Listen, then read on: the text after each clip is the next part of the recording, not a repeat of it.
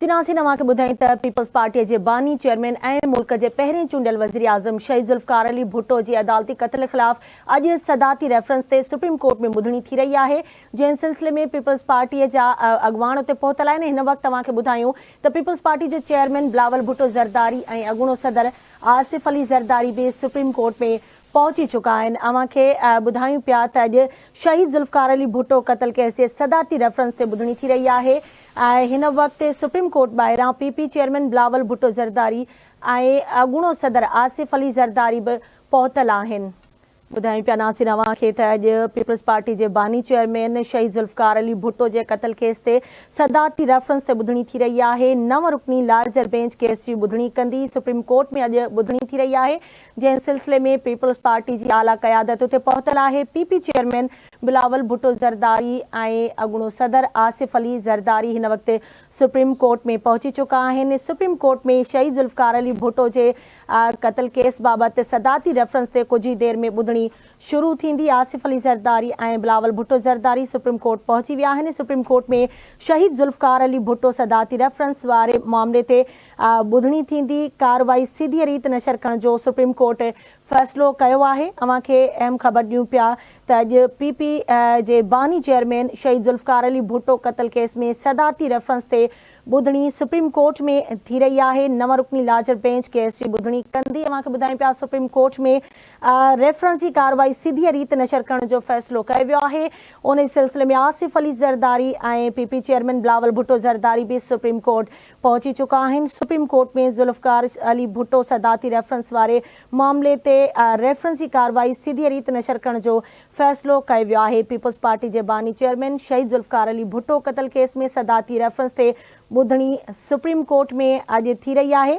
जंहिं जे हवाले सां अॻूणो सदर आसिफ अली ज़रदारी ऐं पीपी चेयरमैन बिलावल भुट्टो ज़रदारी बि सुप्रीम कोर्ट पहुची चुका आहिनि। अव्हांखे ॿुधायूं पिया त सुप्रीम कोर्ट रेफरेंस जी कार्रवाई सीधी रीत नशर करण जो फ़ैसिलो कयो आहे। पीपल्स पार्टी जे बानी चेयरमैन ऐं मुल्क जे पहिरें चूंडियल वज़ीर आज़म शहीद ज़ुल्फ़कार अली भुट्टो जे अदालती क़त्ल ख़िलाफ़ सदाती रेफरेंस ते सुप्रीम कोर्ट में ॿुधणी थी रही आहे। अव्हांखे ॿुधायूं त अदालत में सदाती रेफरेंस जी कार्रवाई सीधी रीत नशर करण जो फ़ैसिलो कयो वियो आहे। अव्हांखे ॿुधायूं पिया त हिन वक़्तु अॻूणो सदर आसिफ अली ज़रदारी ऐं पीपल्स पार्टी जो chairman Bilawal Bhutto Zardari supreme court में पहुतल आहिनि। चीफ जस्टिस काज़ी फ़ाइज़ ईसा जी सरबराही में 9 रुकनी लार्जर बेंच सदाती रेफरेंस ते ॿुधणी करे रही आहे। बेंच में justice Sardar Tariq Masood, justice Syed Mansoor Ali Shah, justice Yahya Afridi, justice Aminuddin Khan, justice Jamal Khan Mandokhail, justice Ali Mazhar, justice Hasan Azhar Rizvi ऐं जस्टिस मुसरत इलाली शामिल आहिनि। हिन वक़्तु तव्हांखे ॿुधायूं पिया त सुप्रीम कोर्ट में पीपी चेयरमैन बिलावल भुट्टो ज़रदारी ऐं अॻूणो सदर आसिफ अली ज़रदारी बि पहुची चुका आहिनि। सुप्रीम कोर्ट में शहीद ज़ुल्फ़कार अली भुट्टो सदाती रेफरेंस वारे मामले ते अॼु ॿुधणी थी रही आहे। पीपल्स पार्टी जी अॻवान शेरी रहमान बि सुप्रीम कोर्ट में पहुची चुकी आहे। पीपी चेयरमैन बिलावल भुट्टो ज़रदारी, अॻूणो सदर आसिफ अली ज़रदारी ऐं पीपल्स पार्टी अॻवान शेरी रहमान ऐं ॿिया पीपल्स पार्टी जा जेके अहम क़यादत आहे उहे हिन वक़्तु सुप्रीम कोर्ट में पहुची चुका आहिनि। सुप्रीम कोर्ट में ॿुधणी थी रही आहे। पीपल्स पार्टीअ जे बानी चेयरमैन ऐं मुल्क जे पहिरें चूंडियल वज़ीर आज़म शहीद ज़ुल्फ़कार अली भुट्टो जे अदालती क़त्ल ख़िलाफ़ सदाती रेफरेंस जंहिं ते सुप्रीम कोर्ट में अॼु ॿुधणी थी रही आहे। अदालत में सदाती रेफरेंस जी कार्रवाई जेका आहे उहा सीधी रीत नशर करण जो फ़ैसिलो कयो वियो आहे। अव्हांखे ॿुधायूं त हिन वक़्तु पीपल्स पार्टी जी आला क़यादत उते पहुतल आहे। पीपी चेयरमैन बिलावल भुट्टो ज़रदारी ऐं अॻूणो सदर आसिफ अली ज़रदारी सुप्रीम कोर्ट में पहुची चुका आहिनि। पीपल्स पार्टी जा ॿिया अॻवान बि उते मौजूदु आहिनि।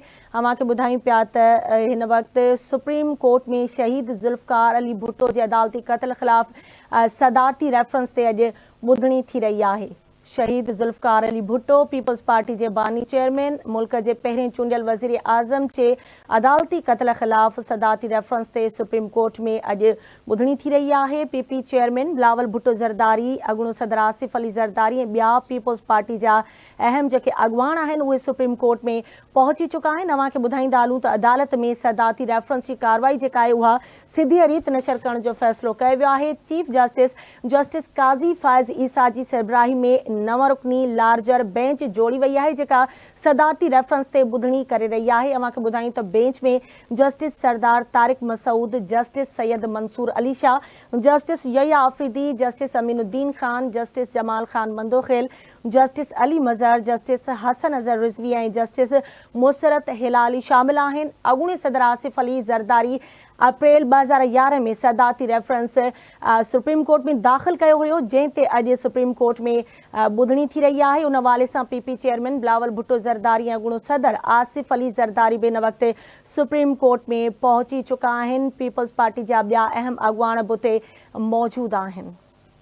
एक भेरो ॿीहर नासिन अव्हांखे आगाह कयूं पिया, अपडेट कयूं पिया। अहम ख़बर आहे पीपल्स पार्टी जे बानी चेयरमैन ऐं मुल्क जे पहिरें चूंडियल वज़ीर आज़म शहीद ज़ुल्फ़कार अली भुट्टो जे अदालती क़त्ल ख़िलाफ़ सदारती रेफरेंस ते सुप्रीम कोर्ट में ॿुधणी थी रही आहे। उन सिलसिले में पीपी चेयरमैन बिलावल भुट्टो ज़रदारी, अॻूणो सदर आसिफ अली ज़रदारी ऐं पीपल्स पार्टी जा ॿिया अहम अॻुवान जेके आहिनि उहे सुप्रीम कोर्ट में पहुची चुका आहिनि। अदालत में सदाती रेफरेंस जी जेका कार्रवाई आहे सिधी रीत नशर करण जो फ़ैसिलो कयो वियो आहे। चीफ जस्टिस काज़ी फ़ाइज़ ईसा जी सरबराही में 9 रुकनी लार्जर बेंच सदाती रेफरेंस ते अॼु ॿुधणी करे रही आहे।